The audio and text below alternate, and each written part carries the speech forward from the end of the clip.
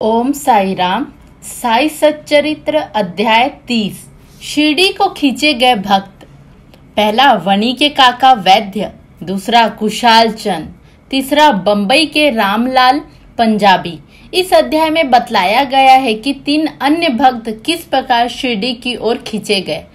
प्राकथन: जो बिना किसी कारण भक्तों पर स्नेह करने वाले दया के सागर है तथा निर्गुण होकर भी भक्तों में प्रेम वर्ष ही जिन्होंने स्वेच्छा पूर्वक मानव शरीर धारण किया, जो ऐसे भक्त वत्सल्य है कि जिनके दर्शन मात्र से ही भवसागर के भय और समस्त कष्ट दूर हो जाते हैं, ऐसे श्री साईनाथ महाराज को हम नमन करें। भक्तों को आत्मदर्शन कराना ही संतों का प्रधान कार्य है। श्री साई जो संत शिरोमणि हैं, उनका तो मुख्य ध्येय ही यही है। जो उनके श्री चरणों की शरण में जाते हैं, वे समस्त पाप नष्ट होकर निश्चित ही दिन प्रतिदिन प्रगति करते हैं। उनके श्री चरणों का स्मरण कर पवित्र स्थानों से भक्तगण शिरडी आते हैं और उनके समीप बैठकर श्लोक पढ़कर गायत्री मंत्र का जाप किया करते थे। परंतु जो निर्बल तथा सर्व प्रकार से दीनहीन हैं, जो यह भी नहीं जानते कि भक्ति किसे कहते हैं, उनको तो केवल इतना ही विश्वास है कि अन्य सब लोग उन्हें असहाय छोड़कर उपेक्षा भले ही कर दे, परंतु अनाथों के नाथ और प्रभु श्री साई मेरा कभी परित्याग न करेंगे। जिन पर वे कृपा करें, उन्हें प्रचंड शक्ति, नित्य अनित्य में विवेक तथा ज्ञान सहज ही प्राप्त हो जाता है। वे अपने भक्तों की इच्छा जानकर उन्हें पूर्ण किया करते हैं, इसलिए भक्तों को मनोवांछित फल की प्राप्ति हो जाया करती है और वे सदा कृत बने रहते हैं। हम उन्हें साष्टांग प्रणाम कर प्रार्थना करते हैं कि वे हमारी त्रुटियों की ओर ध्यान न देकर हमें समस्त कष्टों से बचा ले। जो विपत्तिग्रस्त प्राणी इस प्रकार श्री साई से प्रार्थना करता है, उनकी कृपा से उसे पूर्ण शांति तथा सुख समृद्धि प्राप्त होती है। श्री हेमांत पंत कहते हैं कि हे मेरे साई, तुम तो दया के सागर हो।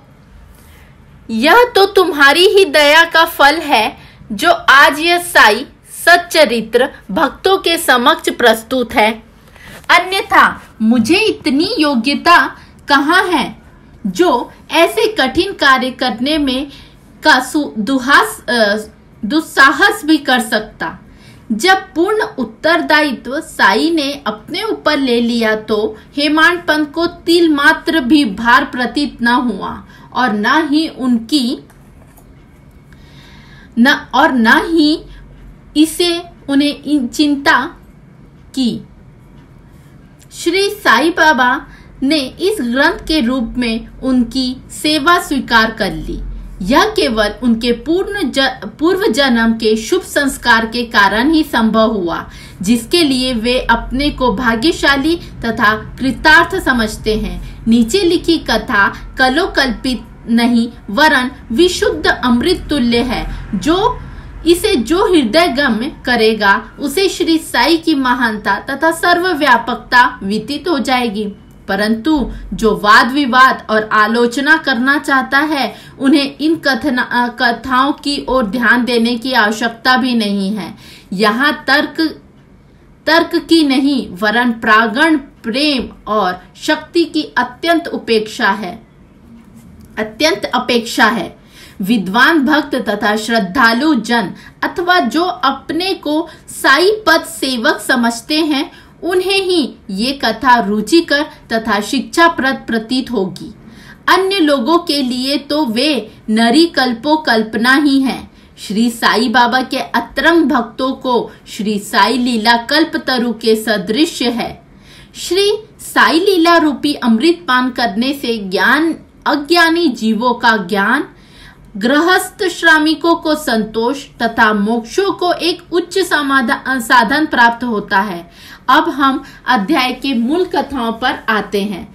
काकाजी वैद्य नासिक जिले के वणी ग्राम में काकाजी वैद्य नाम के एक व्यक्ति रहते थे। वे श्री सप्तशृंगी देवी के मुख्य पुजारी थे। एक बार वे विपत्तियों में कुछ इस प्रकार ग्रसित हुए कि उसे चित्त की शांति भंग हो गई और वो बिल्कुल निराश हो उठे। एक दिन अति व्यवस्थित होकर देवी के मंदिर में जाकर अंतःकरण से प्रार्थना करने लगे, हे देवी, हे दयामयी, मुझे कष्टों से शीघ्र मुक्त करो।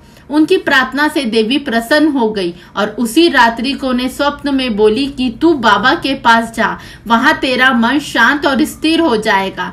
बाबा का परिचय जानने को काका बड़े उत्सुक थे, परंतु देवी के प्रश्न करने के पूर्व ही उनकी निद्रा भंग हो गई। वे विचारने लगे कि ऐसे ये कौन से बाबा है। उनकी ओर देवी ने मुझे संकेत किया है। कुछ देर विचार करने के पश्चात वे इस निष्कर्ष पर पहुंचे कि संभवतः वे त्र्यंबकेश्वर बाबा शिव ही है।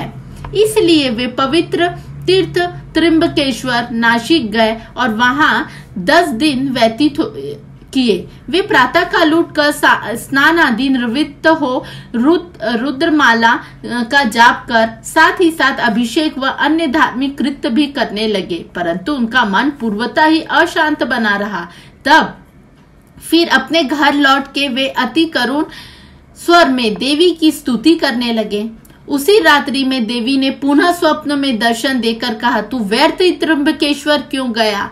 बाबा से तो मेरा अभिप्राय शिरडी के श्री साई समर्थ से है।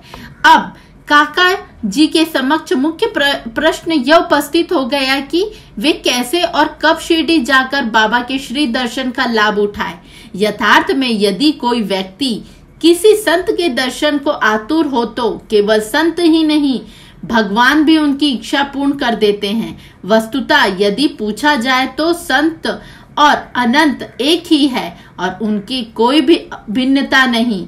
यदि कोई कहे कि मैं स्वतः ही अमुक संत के दर्शन को जाऊंगा तो इसे निर्दंभ के अतिरिक्त और क्या कहा जा सकता है? संत की इच्छा के विरुद्ध उनके समीप जाकर कौन दर्शन ले सकता है? उनकी सत्ता के बिना वृक्ष का एक पत्ता भी नहीं हिल सकता। कितनी तीव्र उत्कंठा संत दर्शन की होगी, तद अनुसार ही उसकी भक्ति और विश्वास में वृद्धि होती जाएगी और उतनी ही शीघ्रता से उनकी मनोकामना भी पूर्ण होगी। जो निमंत्रण देता है वह आदर अतिथि का भी प्रबंध भी करता है।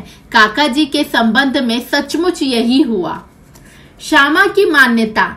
जब काका जी शिरडी यात्रा करने का विचार कर रहे थे, उसी समय उनके यहाँ एक अतिथि आया जो कि श्यामा के अतिरिक्त और कोई न था। श्यामा बाबा के अतरंग भक्तों में से थे। वे ठीक इसी समय वणी क्यों आए और कैसे आ पहुंचे, अब हम इस पर दृष्टि डालें। बाल्यावस्था में वह एक बार बहुत बीमार पड़ गए थे। उनकी माता ने अपनी कुल देवी सप्तशृंगी से प्रार्थना की कि यदि मेरा पुत्र निरोग हो जाएगा तो मैं उसे तुम्हारे चरणों पे लाकर डालूंगी। कुछ वर्षों के पश्चात उनकी माता के स्तन में दाद हो गया। तब उन्हें पुनः देवी से प्रार्थना की कि यदि मैं रोग मुक्त हो जाऊं तो मैं तुम्हें चांदी के 2 स्तन चढ़ाऊंगी। पर ये दोनों वचन अधूरे रहे। परंतु जब वे मृत्युशैया पर पड़ी थी तो उन्होंने अपने पुत्र श्यामा को समीप बुलाकर उन 2 वचनों की स्मृति दिलाई तथा उन्हें पूर्ण करने का आश्वासन पाकर प्राण त्याग दिए।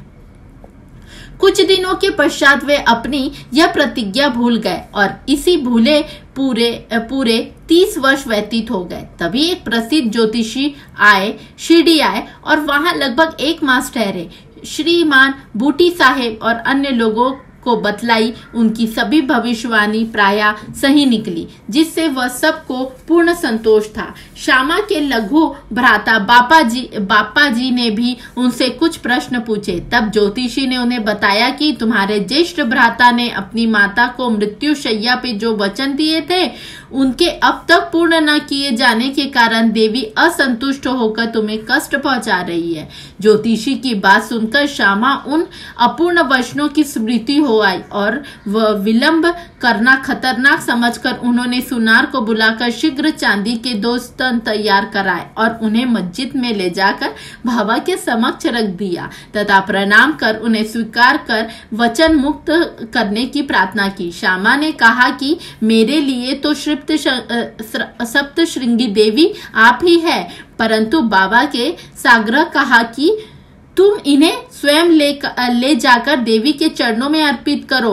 बाबा की आज्ञा व उदी लेकर उन्होंने वनी को प्रस्थान कर दिया। पुजारी का घर पूछते पूछते वे काका जी के पास जा पहुंचे।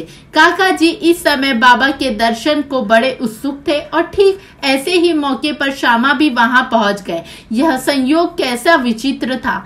काका जी ने आगतुक से उनका परिचय प्राप्त कर पूछा कि आप कहां से पधार रहे हैं। जब उन्होंने सुना कि वे शिरडी से आ रहे हैं तो वो एकदम प्रेमामंत हो श्यामा से लिपट गए और फिर दोनों का श्री साई लीला पर वार्तालाप प्रारंभ हो गया। अपने वचन संबंधित कृत्यों को पूर्ण कर वे काका जी के साथ शिरडी लौट आए।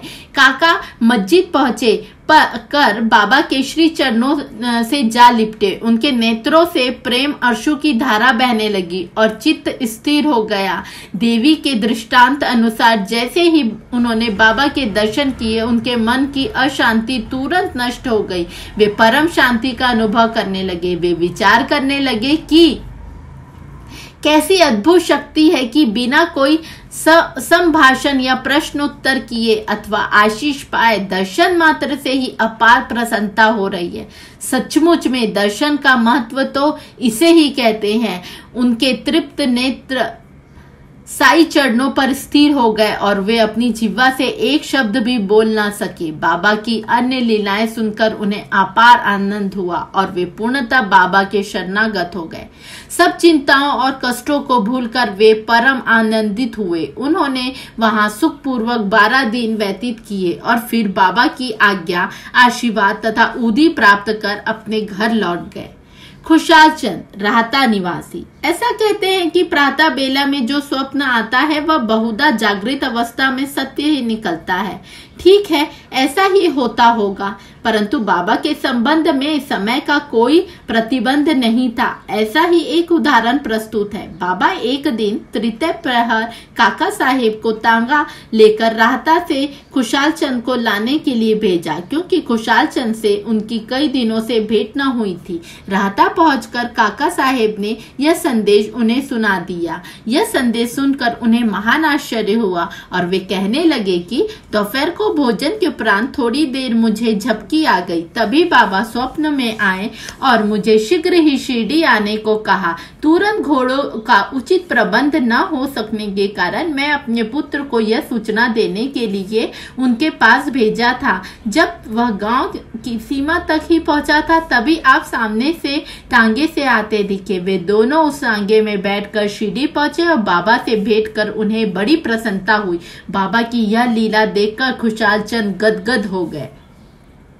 बम्बई के रामलाल पंजाबी। बम्बई के एक पंजाबी ब्राह्मण श्री रामलाल बाबा के स्वप्न में एक महंत के वेश में दर्शन देकर शिरडी आने को कहा। उन्हें नाम ग्राम का कुछ भी पता न चल रहा था। उनका श्री दर्शन करने की तीव्र उत्कंठा तो थी, परंतु पता ठिकाना ज्ञात न होने के कारण वे बड़े असमंजस में पड़े थे कि जो आमंत्रण देता है वही आने का प्रबंध भी करता है, और अंत में हुआ भी वैसा ही। उसी दिन संध्या समय जब वे सड़क पर टहल रहे थे तो उन्होंने एक दुकान पर बाबा का चित्र टंगा देखा। स्वप्न में जिन्हें जिस आकृति वाला महंत के दर्शन हुए थे वे इस चित्र में सदृश थे।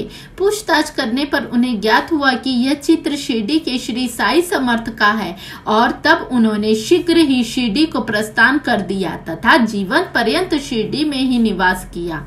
इस प्रकार बाबा ने अपने भक्तों को अपने दर्शन के लिए शिरडी बुलाया और उनकी लौकिक तथा परलौकिक समस्त इच्छाएं पूर्ण की। श्री सद्गुरु साईनाथा अर्पण मस्तु। शुभम भवतु।